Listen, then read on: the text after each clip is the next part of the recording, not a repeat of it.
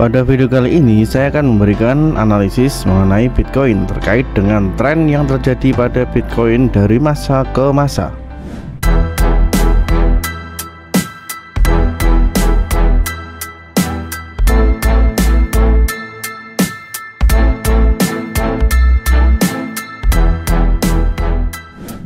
Di sini saya memiliki gambaran chart Bitcoin ya, dari awal terbentuknya Bitcoin sampai saat ini.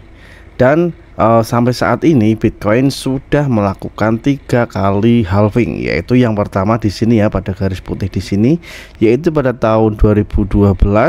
Kemudian di sini pada tahun 2016 halvingnya, kemudian di sini pada tahun 2020.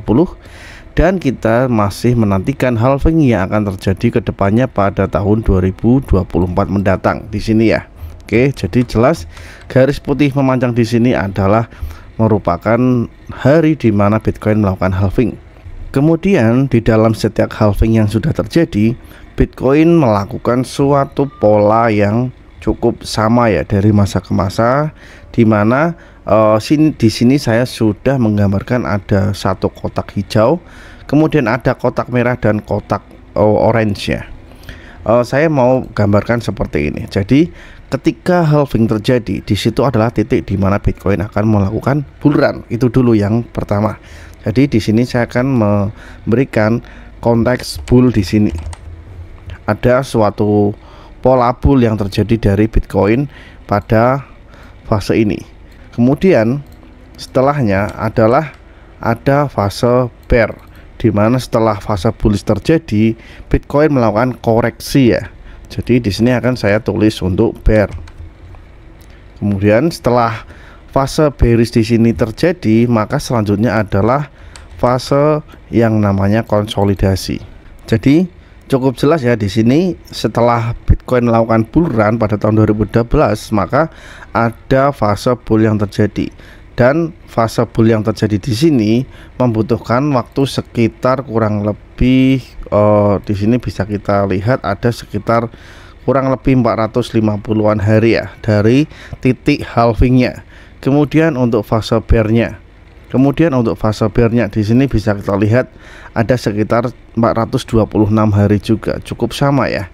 Kemudian untuk fase konsolidasi ada sekitar 547 hari untuk fase konsolidasi.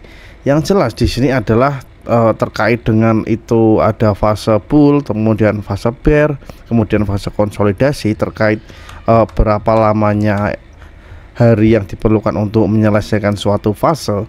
Yang jelas di sini ada suatu pola yang cukup sama, di mana ketika setelah halving pada tahun 2016, pada bulan Juli 2016, di sini juga kita bisa melihat pola yang sama, di mana setelah halving terjadi, di sini terjadi bullish dari Bitcoin sehingga menciptakan ATH-nya yang baru dari ATH sebelumnya. Kemudian ada fase bear setelah fase bull terjadi. Maka dari harga waktu itu di 19 ribuan ya, untuk bearishnya Bitcoin koreksi sampai harga 3 ribuan waktu itu. Kemudian setelah itu terjadi fase konsolidasi pada Bitcoin juga ya. Di sini ada fase konsolidasi sebelum terjadi halving, dan setelah halving di sini terlihat bahwa Bitcoin mampu untuk naik untuk menciptakan ATH yang baru kemarin ya. Dan ATH kemarin yang terjadi adalah di sekitar area 60-an ribu ya. Kemudian di sini saya mau tandai juga ada fase bull yang terjadi setelah bearish, atau ada fase bull yang terjadi setelah halving terjadi dari sebelumnya fase konsolidasi yang terjadi.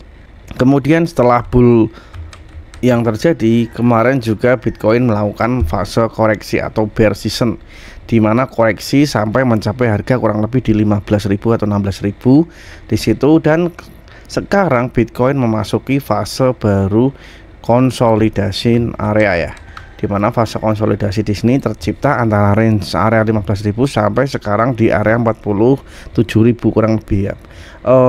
Saya kemarin sudah mengatakan mungkin target tertinggi dari Bitcoin kali ini adalah di 50 ribuan kalau menurut saya, karena secara historis belum pernah terjadi bahwa sebelum halving terjadi Bitcoin mampu untuk menembus ATH, karena ATH baru akan tertembus setelah Bitcoin melakukan halvingnya ya.